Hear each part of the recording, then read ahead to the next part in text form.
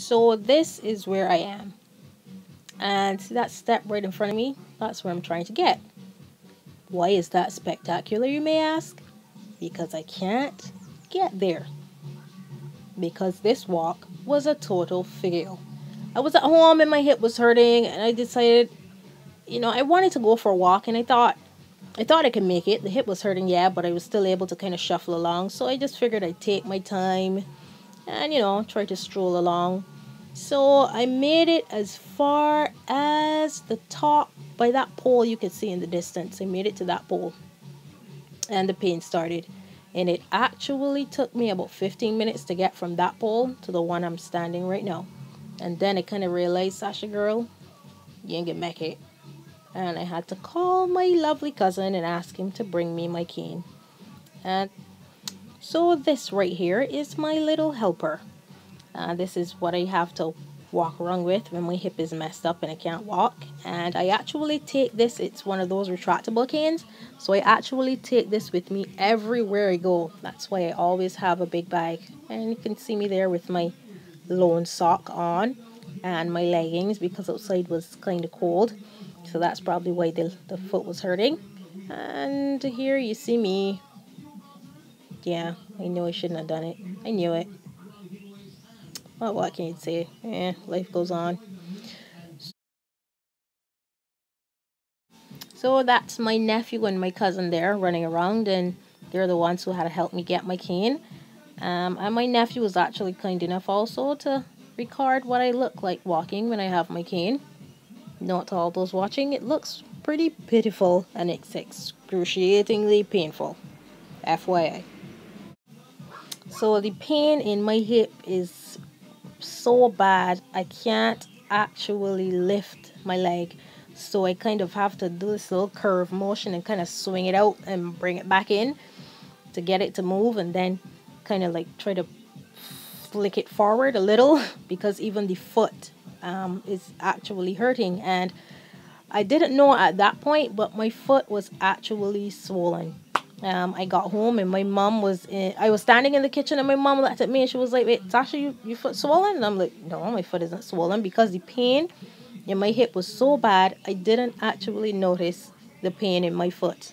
And the foot was swollen pretty badly. I'll show you guys what it looks like. But yeah, this is me hobbling along with my pitiful self in quite a lot of pain. Yeah, that sucks. And this is what my foot looks like. It's disgusting. And my hip was hurting that bad that my foot this swollen did not cause enough pain for me to pay attention to it. So that would kind of give you guys an idea of how bad the pain was. And I was on pain medication. I was on Voltaren and Tramadol. And the pain still breaks through that medication. So you can see the difference between my 2 feet. The foot on the left is the swollen foot. You can see it looks kind of limp and weird and retarded. Yeah, I don't know if you can see. I kind of tried to wiggle it. And all on the inside, you can see on the left, the swollen part's kind of like jutting out and pockets filled with inflammation. It's really gross, man.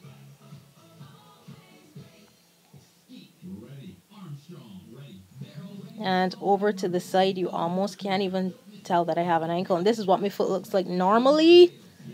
And at the back of the foot, you can see the left foot is really horribly swollen all the way up. You can see all in the inside, all the little pockets of inflammation and how bad it's swollen, and all these lumps and stuff over on the other side. Yeah, so this happens to me sometimes.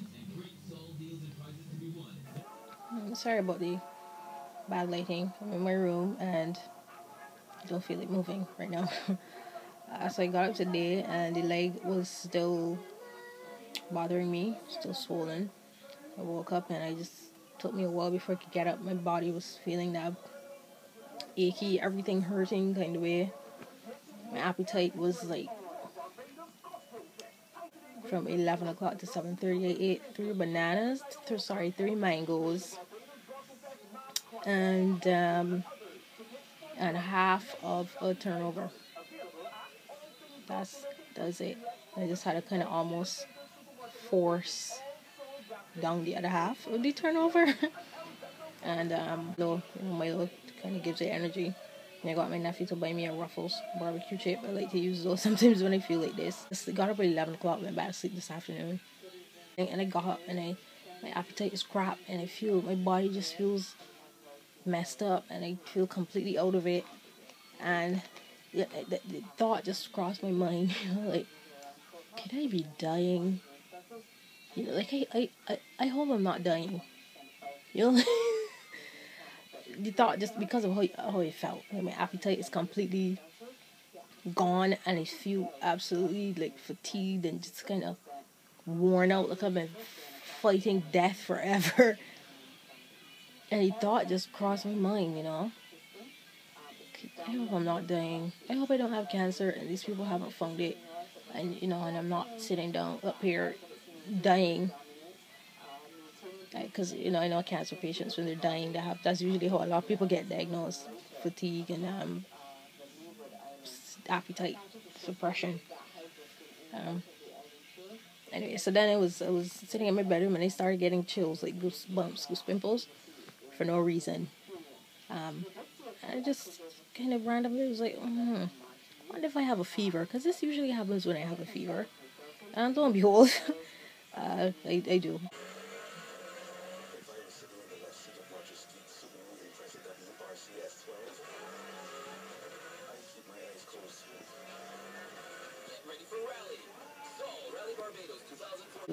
So that's the reason why I feel the way that I do today. I get random fevers, along with the body muscle pain, the appetite, like have a lack of appetite, body joint pain, muscle pain, like severe fatigue, all the usual stuff that accompany a fever. So let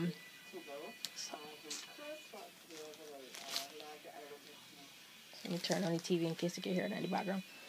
Um, so I had a fever. It's not like a bad high fever. I usually just get what the doctor described to me as low grade fevers. So that happens all the time. No reason for it. Happens quite frequently, along with the leg pain as well, and the swelling in the leg.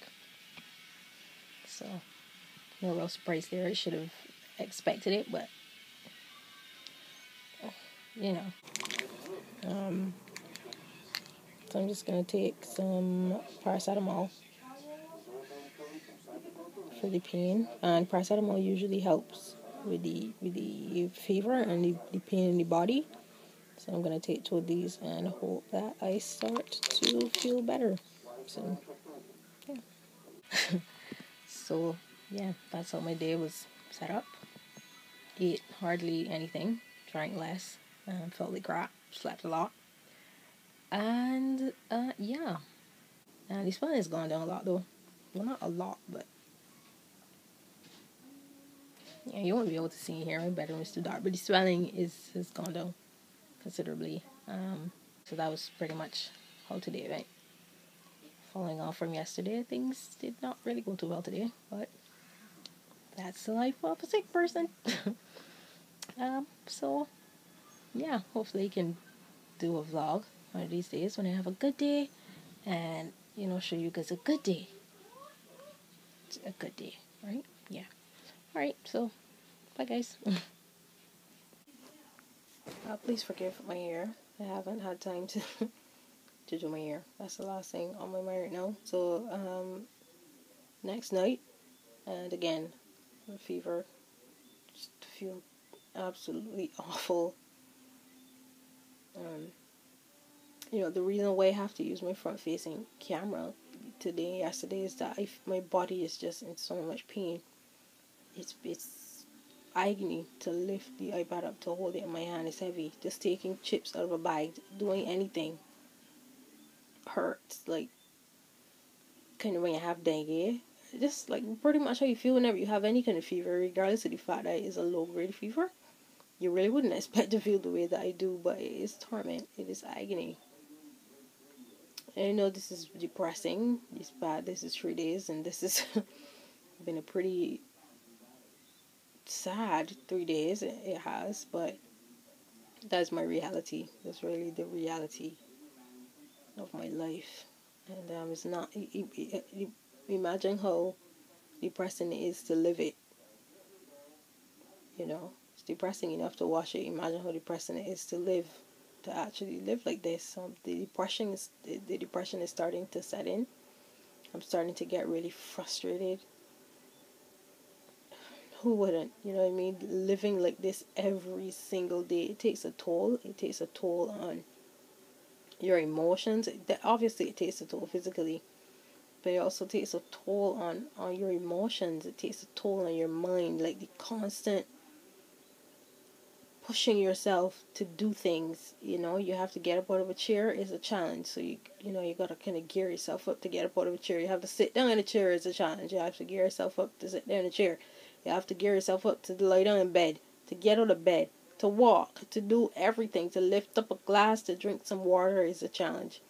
And it takes a toll. You get worn down. I mean, you get worn down. You get worn up. You get worn out. I mean, you just worn in every way that a person can be worn. Just, so I'm depressed. This is 3 days and 3 meetings, my church meetings in a row that I have missed. And that, like, I don't like that. That's really the only place I go.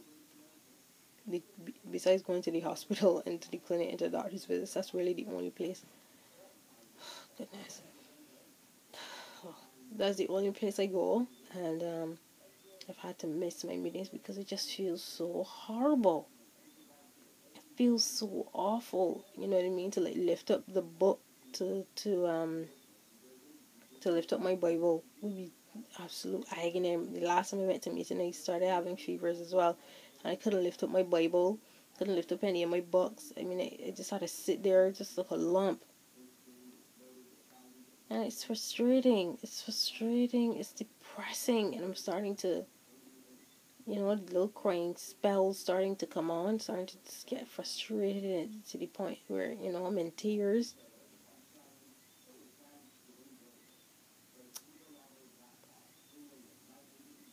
I just hope these people can really figure out what is wrong with me, because the doctor told me these fevers have nothing to do with the endometriosis. So my gynecologist told me another night, another fever.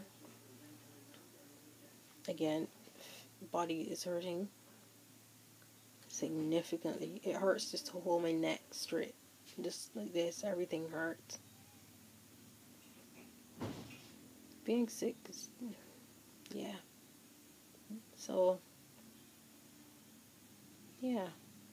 What I'm going to try to do is to be more proactive. Sitting at home and sulking doesn't help anything. And sometimes you don't remember that you can do something on your own apart from doctors and medications.